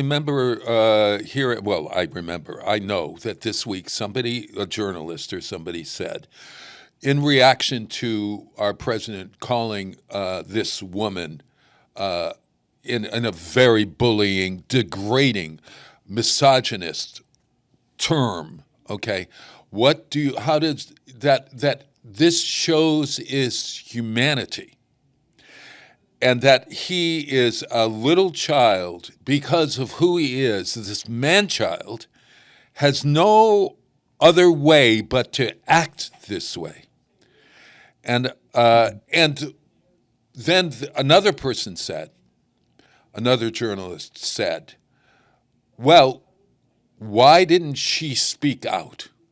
Why didn't another journalist who's on the plane with him or her, especially a man, say, you're out of line, sir. I don't care what your position is, but that is so misogynistic and so awful. Do you know what you're saying? I mean, somebody has to have the guts, the cojones to confront that kind of thing. Now that would be part of my life, to confront the reality of that life and not be Mr. Casper Milquetoast about it, Yeah, okay. Yeah. Okay. I think there are a lot of Casper Milquetoasts out there, and I think that they reside in the press sometimes, and certainly in the Senate and in the Congress right at the moment, and in the cabinet. All of them are Casper Milquetoasts. Well, partly because the boss is showing signs of dementia. I think the Miss Piggy moment could be a symptom of that. or a sign of that, because it's what he's been thinking all his life. He's used the term before. He described one of his Miss Universe winners when he was running the contest. Yeah. She gained weight later on. And so he referred to her as Miss Piggy. I remember. I remember. This from what I can see on. Oh, the woman doesn't even resemble. If we're going to use that word, it's not porcine in any way. No. But it's just his id is surfacing. Yeah. Because of his dementia has begun to affect his control. He's losing control. His inhibitions are being worn out. Yeah. And which is why he's cursed a lot more this year. Yeah. He said, I don't know what's wrong with those Ukrainians and Russians. He used the F word to describe it on the air. Yeah. But Spontaneously. I, as a man in his generation, as the three of us are you finding yourself sometimes unfiltered, saying things that you have not thought about or whatever? I mean, I find myself sometimes, my God, did I actually say that? Did I act that way or whatever? And it comes out, and then I go, wait a minute, hold it. Do you have that? Or maybe I'm on Mr. Trump's journey. Similarly. No. Do you have that, Jay? Or am I where you are unfiltered in a sense? Jay? I find myself cursing more. I'm not sure whether that is a symptom of the day or not. Yeah. But I think it is. I think it's more common now. It's not against the law. No.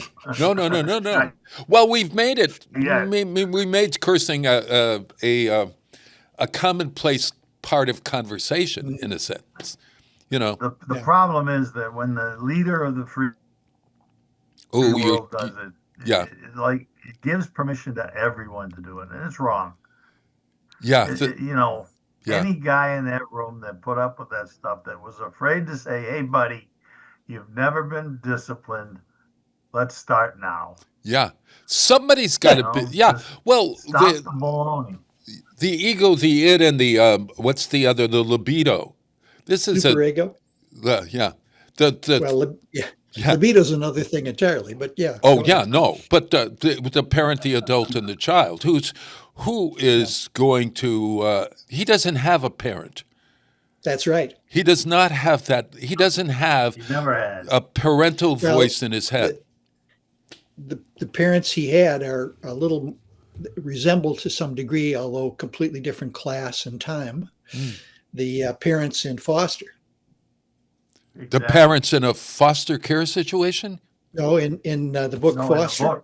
Oh, my God, yes. Oh, God, I wanted to read that. I haven't read it, and you guys have read it. We did our homework.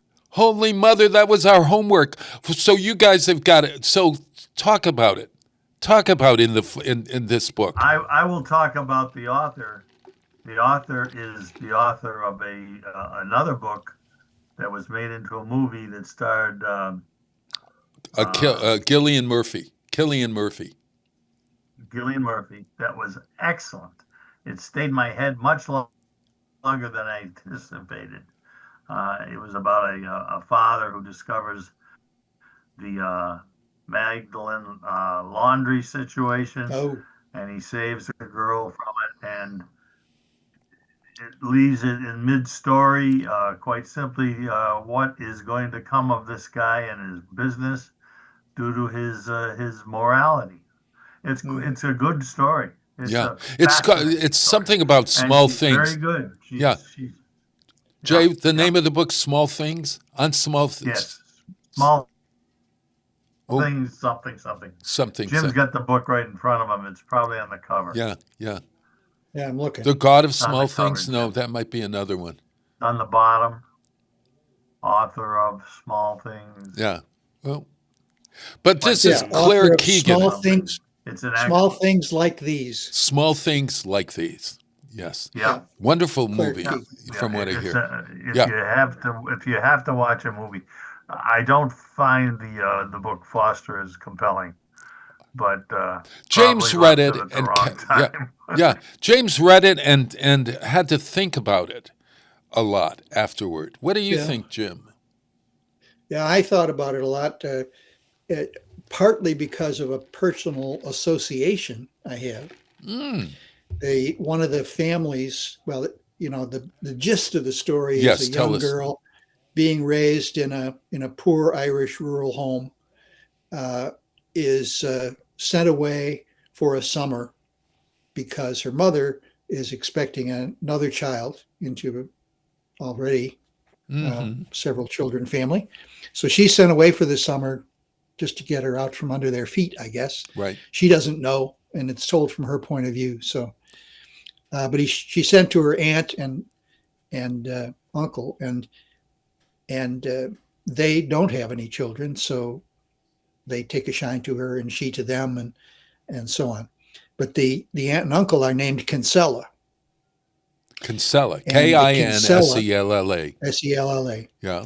And when I was growing up, my parents' best friends were the Kinsellas. No. So all the way through, all I can think of is comparisons to the two Kinsella parents that I knew, who were very nice also, and did have several boys who I was friends with. Of course, they're long gone now, but it just resonated extra special to me. I got it. For that reason alone. Yeah. It is a little sentimental at times. And and strangely enough, here we go with difference. But James said, "This is a woman. This is our book club that is made up of a lot of women, and they will love this book." But I think it's geared more for women than the right. And then he changed his mind afterward. He said it's more universal. Yeah. I think it is. Although again, I have all these Irish roots. Yes. And it's set in Ireland, and I've been to some of these little towns, and I just, it's kind of not the ones that are mentioned in the book, but Wicklow, the county that it's set in, right? Wexford, I guess. Yes. And I have memories galore. It's the funny, interesting thing about fiction. You think you're reading just somebody else's story, but suddenly things begin to resonate in your own mind, which I think is a plus when it comes to fiction and literature. Yeah, during Better Conversation Week, there's no better conversation that you could have to read a good book and have that conversation within yourself about what's happening, et cetera, et cetera. So how to read a book. But okay, Jim and Jay, there's trauma in this book, as I recognize. Well, the two kinds of trauma, I think. One is the trauma that the girl suffers from in her own family, which is very, very distant and they don't communicate well, apparently. Right. Part of that is poverty. Part of it is drink. Part of it is, the Irish disease. Yes, sure. And so her upbringing is austere, to say the least, which is what reminded me of Trump and how we got onto this. Right. He had a distant mother and a father who was geared to business only and didn't take much interest in the children, except for the fact that they would be his heirs eventually. Right. And when his oldest son decided on another career, he virtually disowned him and turned to Donald as the heir apparent and taught him all his tricks of the trade, many of which are on the borderline of legality. Right. Yeah. But Trump's upbringing and this girl's upbringing struck a chord with me. I mean, I know they're completely different cultures and backgrounds and wealth and all that stuff. What was the result for you? I mean, a generalization, the result of the upbringing for the girl as well as Trump that resonates. Yeah. Well, the girl in this short summer that she spends with her aunt and uncle feels loved and cared for the first time as an individual. And at the end, she's really divided on who her real father is or should be. And I don't know if I want to give away the final scene, but no, probably not. But she expresses through the dialogue and so on how she feels. Right. And that she feels. I mean, I don't think she had many feelings prior to this. Yeah. Even though she's a sensitive girl who observes nature very carefully and so on, she's kind of isolated. Yeah. Jay, whereas Trump just go ahead. Trump just throws himself into business and more and more and more, and his excesses of all kinds, and has not stopped since. Interesting. Jay, do you want to comment on what Jim said? Do you agree? What do you feel? No, Jim manages to get to the heart of most books more than I do. Yeah. I don't. I am not biased that way, but I don't find myself reading a lot of female fiction. I just don't. Got it. And do you feel this is a female book?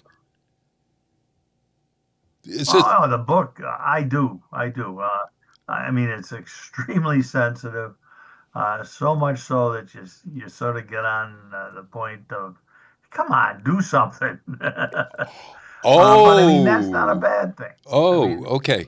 So could it be the idea for a lot of people? It's the point. Could it be feelings versus action, or emotion versus action? Maybe. The two men in the book, as well as the two women, represent opposites. My upbringing was such that,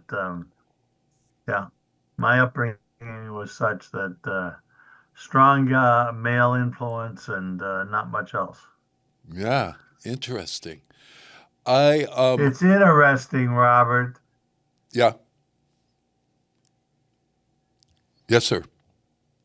It is interesting. What would you give this on a scale of 1 to 5? 5 being the best, 1 being the don't bother. I'd say it's a 4. It's at least a 4. Yeah. It's at least a 4. Really? Jim?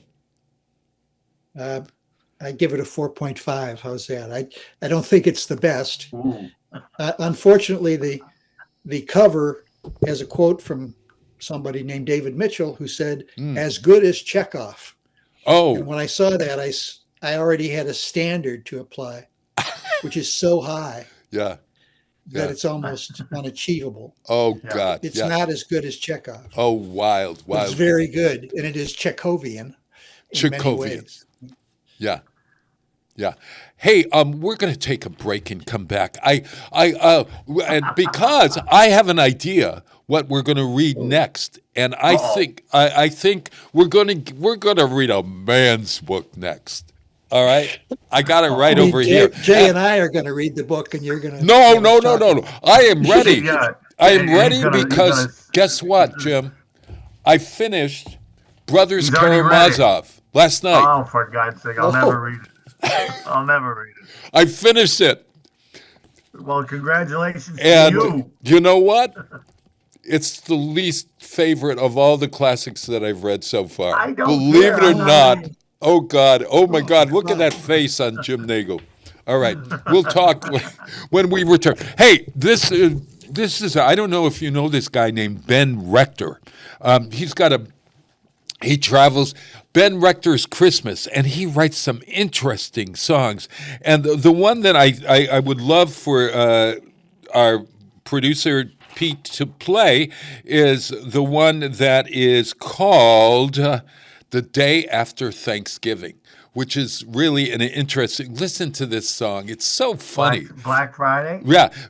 Well, yes, and the name of the song is "The Day After Thanksgiving." Ben Rector, There's still REC2. plenty of leaves, golden on the trees, hoodies, blue jeans, and football.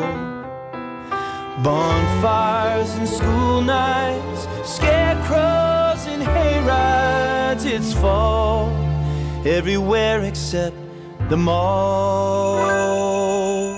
I don't wanna hear about Santa Claus coming, no silver bells or a dozen drummers drumming. I don't wanna see an inflatable nothing to the day after Thanksgiving, and not a day early. Don't plug in those electric candles or dangle those stockings from the living room mantel. Those tangled up lights are more than I can handle to the day after Thanksgiving. Then let it snow. Go and tell everyone you know that Christmas is here every day between now and New Year. Don't deck the halls with the tinsel or the holly. You can make me grumpy, but you can't make me jolly. Elves don't even make curly head dollies to the day after Thanksgiving.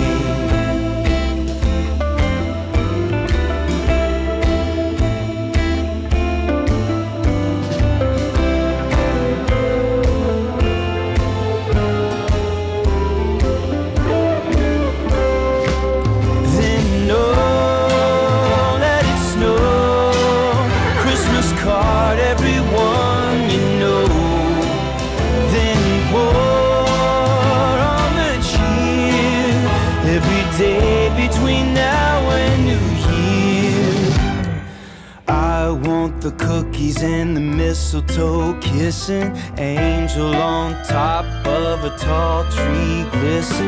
Wrap it all up in a pretty red ribbon the day after Thanksgiving. You can put antlers on your car for all I care, as long as it's the day after Thanksgiving.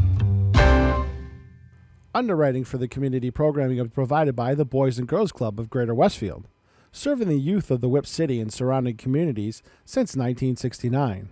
For more information on the Great Futures Club for ages 3 to 5, happening weekdays, and the Club Teen Center for ages 11 and older, weekdays from 6:30 till 8 p.m., go online at bcgwestfield.org or visit the club at 28 West Silver Street. The Boys and Girls Club of Greater Westfield. Great futures start here. Hi, this is Harry Rock, host of Rock on Westfield every fourth Wednesday at 8 a.m. Tune in for my view of this place I call home. Community Radio. 107.5 FM, WSFD. You're listening to 107.5 WSFD-LP, Westfield Community Radio in Westfield, Mass. Wow, it is Tuesday. It is November 25th, 2025, where you are. And I am with Jim Nagel from Chicago, Jay Bowes from Oxford, Massachusetts. We are Holy Cross alumni class of 67, believe it or not. We are octogenarians that converse during National Conversation Week, and I think I have about maybe about how much more time do I have, Pete? Producer Pete, is he going to tell me? There, let's hear it, Peter. Hey, you got about 10 minutes. Oh, wonderful! This is great because we can plan our attack. All right, look. I'm giving this a 7.5 over 8 because I'm going to tell you why the Brothers Karamazov was I loved it. I loved it, Jim. But then it became, oh gosh, how many times can he say the same thing over and over and over again? And then I got the character straight in my mind. Finally, about halfway through the book, okay? Well, once you got the character straight in mind, then suddenly Mitva becomes, they have these different names, okay? Right. So Nicknames, it became toward the end, once we got to this trial that is very important, okay, in the book, and the subsequent thing that happens, I was ready to say goodbye to Dostoevsky just for a moment. I was ready, and I'm so glad now to have read it. I loved the version that I read by Michael Katz, if you're going to read a good one. The setup of this book is so wonderful. The denouement is a little repetitive. Yeah. What do you think? Yes, Jim Nagel, you're laughing. I mean, there are similarities. I don't want to make them too stark, but there are similarities between Dostoevsky and Dickens. Yes. In that respect, Dickens in some of his long novels is writing serials. So writing every week for a newspaper or a journal. Every few weeks or something, so much so that in the old days they say that the Americans used to stand on the shore when the British ship came in with the latest episode of the old Curiosity Shop and said, "What has happened to Little Nell?" Things like that. And I think maybe there's some of that in Dostoevsky too. It's just so to keep the reader for its own sake.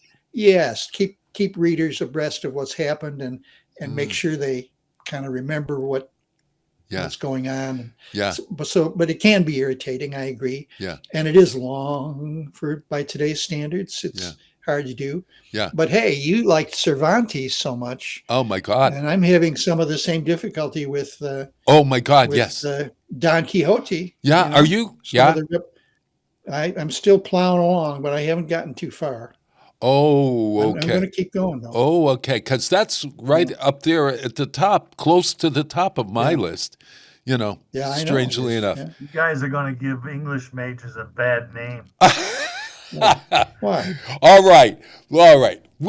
This is what I want to read. What?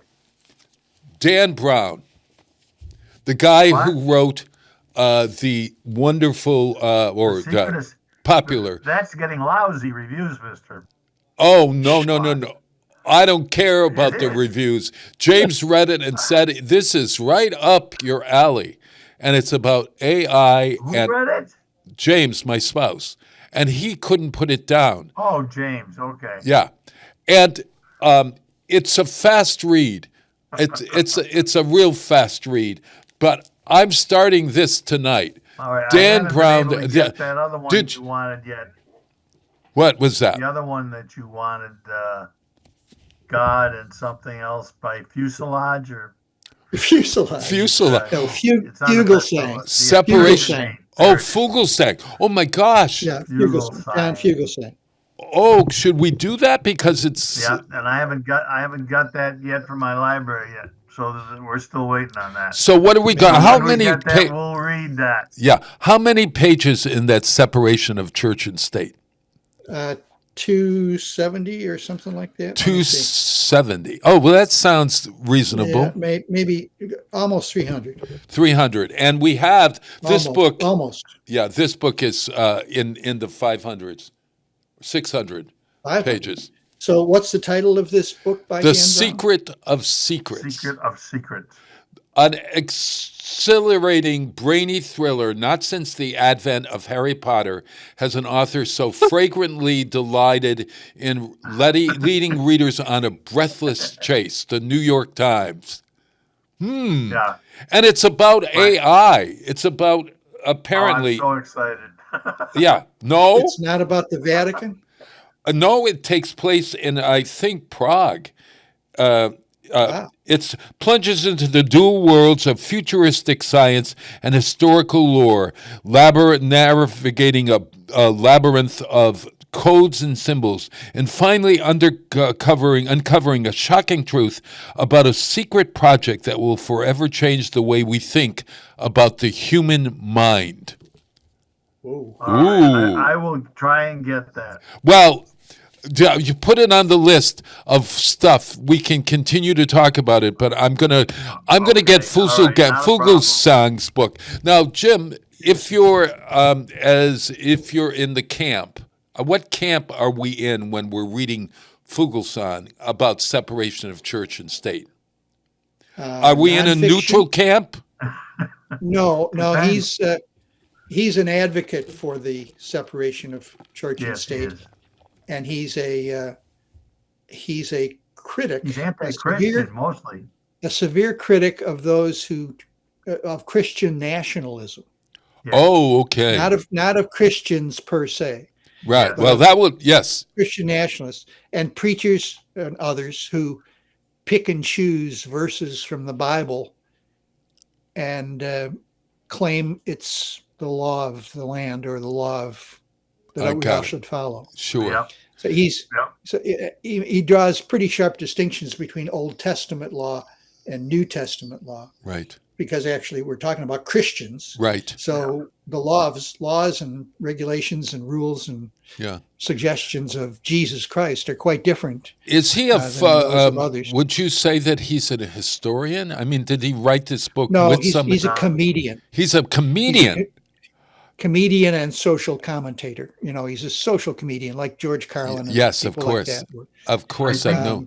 Yeah. He's got a radio show on Sirius XM. He appears often on TV shows. Some of them he's been on. Of course, MSNBC a few times. Oh, yeah, I know him very well. A nice-looking guy who's got a good. Is very, very clear in his thought. His parents, I think we mentioned, were originally a Augustinian brother and a nun. Oh, the product of an Augustinian brother and a nun. Who left their respective orders and bore him. Well, this is interesting. But if we're talking about fathers, he was raised with the '60s mentality of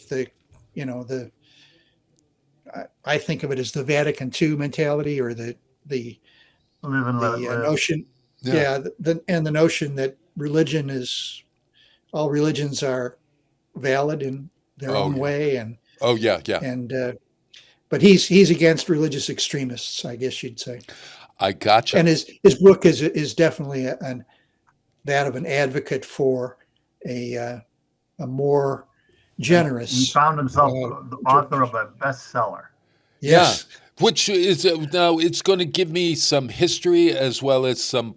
There's history. History, okay. Yeah, but it's written. It'll be familiar to those of us who were raised as Jesuit students because it sounds almost Thomistic in the way it's organized. He'll be a claim and counterclaim and things like that. Oh, interesting. And then he'll provide his evidence for what he. So you get both sides, and then you have to make your decision. Although he does make fun of the other side. The other side. Yeah, he is a comedian. He's not calling anyone piggy, is he? No, but he's pretty close. Pretty close. Oh God. Okay. All right. Sometimes. Hey, so I'm going to pick up church and state.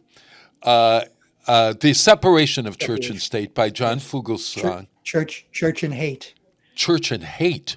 Oh. Yeah. Oh, I didn't see it. Okay.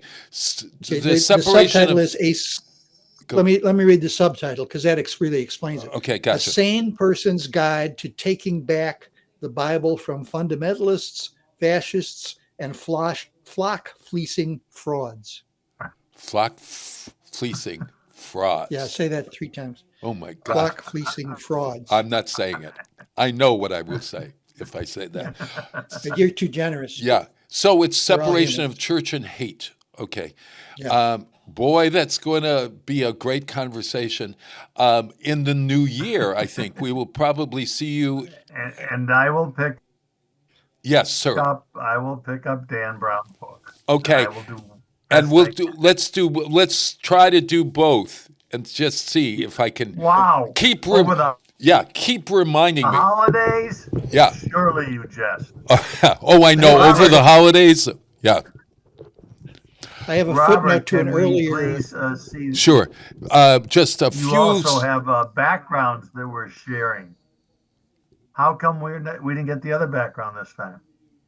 The background? Oh. I turned it on early, and you had a background on there. Oh, yes. Yeah. This is downtown Westfield. The other one was not that. No, the other one was a from the high school, right, that I am in. It overlooks Grandmother's Garden. This is the center of our town on a beautiful day. Yeah. I know. Yeah, there we go. Jim, yes, one last footnote. Peter Welsh, Senator Peter Welsh. Yes. Holy Cross class, I think, of 69. Oh. He was just 2 years behind us, so he was there. Yeah. We were there. I didn't know him. Yeah. He went on to Berkeley Law School. Wow. In California. Oh, wow. Yeah. So you got to read law. We got to connect with him because Brady LePage is his progeny. Right. Yeah, or in that ilk or whatever. Hey, I want to wish you both you and Mary and Jay and Barbara and your wonderful families the greatest, a lovely Thanksgiving day that is filled with all kinds of good things. And I would love to say that I am very grateful as an older man to have reconnected with these two chums of mine who I love and their families so much, who I miss because if we were around the corner, we would be having Dunkin' Donuts coffee together, or probably not. You are. Yeah, I appreciate you. Correct, sir. And I hope we can get together soon. Today, how about the 22nd of December? December 22nd. Let me look at the schedule with Peter because we might be on hiatus here. I'm not sure. Oh my God! Yeah, well, Christmas hiatus. Yeah, I don't know. Hiatus. Yeah, I don't know about Jim, but I can't afford it. Oh, you mean you're worried that you won't be around? Days off. Oh, You'll be in the club the next time we meet if it's January. That's exactly right. So listen, and to everyone out there, I wish you a 22 or 29, sir. Okay, great. Let's go with the 29th probably. That would be lovely. We can start the new year with a great conversation. Listen, happy Thanksgiving. And go to Westfield on weekends, everyone. This Saturday night is the tree lighting. It starts at 4:30, and the tree lighting ceremony is at 5:15 on Elm Street Plaza. Go to Westfield on weekends for all the incredible events during Decemberfest, including the aforementioned Breakfast with Santa. Meanwhile, I love you guys. See you soon. All right, everyone. Hey, here is Ben Rector, that man that just sang the day after Thanksgiving. This is his Thanksgiving Day take. It's really great. All right. Talk to you soon. Okay.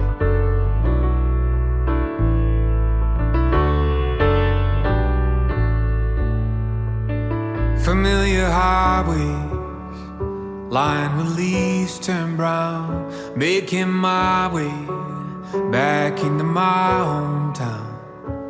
Funny how this all looks different, but it feels the same.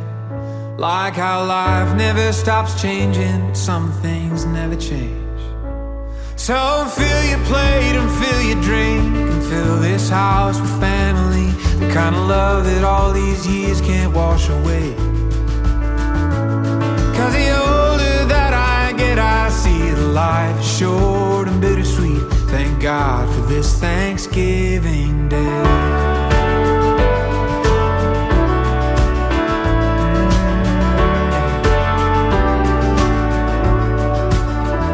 Watching football, watching families grow, the old kids' table, all have kids of their own. Starting to see my grandfather in my nephew's eyes. Mom still can't talk about him and I'd almost cry. So fill your plate and drink and fill this house with family. The kind of love 1,000 miles can't wash away. 'Cause the older that I get, I see that life is short and bittersweet. Thank God for this Thanksgiving Day.